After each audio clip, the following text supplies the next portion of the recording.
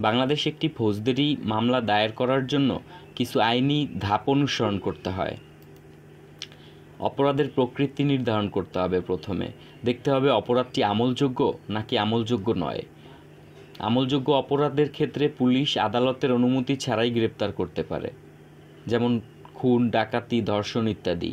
আর আমলযোগ্য নয় এরকম অপরাধ পুলিশের তদন্ত করতে হলে আদালতের অনুমতি লাগবে।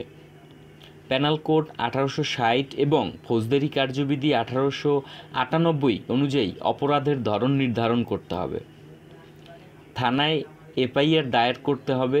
যদি অপরাধ আমলযোগ্য হয় তাহলে সিআরপিসি এর 154 ধারা অনুসারে থানায় এফআইআর দায়ের করতে হবে। এফআইআরের ভিত্তিতে পুলিশ তদন্ত শুরু করবে এবং প্রয়োজনে আসামিকে গ্রেপ্তার করতে পারবে।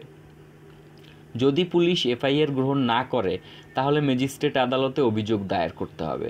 যদি পুলিশ এফআইআর গ্রহণ না করে তাহলে অভিযোগকারী মহানগর বা চিফ জুডিশিয়াল ম্যাজিস্ট্রেট আদালতে অভিযোগ গ্রহণ করতে পারেন। আদালত যদি মনে করেন যে মামলা গ্রহণযোগ্য তাহলে পুলিশকে তদন্তের নির্দেশ দিতে পারে। পুলিশি তদন্ত ও চার্জশিট দাখিল। পুলিশ তদন্তের পর আদালতে দুটি রিপোর্টের যে কোনো একটি দাখিল করতে পারে, চার্জশিট অথবা চূড়ান্ত প্রতিবেদন। অভিযোগকারী যদি চূড়ান্ত প্রতিবেদন মেনে না নেন তাহলে তিনি নারাজি আবেদন করতে পারেন। বিচার প্রক্রিয়া: আদালত আসামির বিরুদ্ধে অভিযোগ গঠন করবে, সাক্ষী ও প্রমাণ উপস্থাপন করা হবে, আসামির আত্মপক্ষ সমর্থনের সুযোগ থাকবে। সব শুনানি শেষে বিচারিক রায় ঘোষণা করবেন।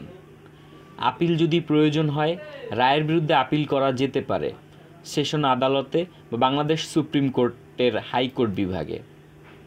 গুরুত্বপূর্ণ নির্দেশনা: সব নথির কপি সংরক্ষণ করুন, একটি দক্ষ আইনজীবী পরামর্শ নিন। যদি অপরাধ জামিনযোগ্য হয় তাহলে আসামি সিআরপিসি এর 496 থেকে 498 ধারার অধীন জামিন আবেদন করতে পারে। Thank you.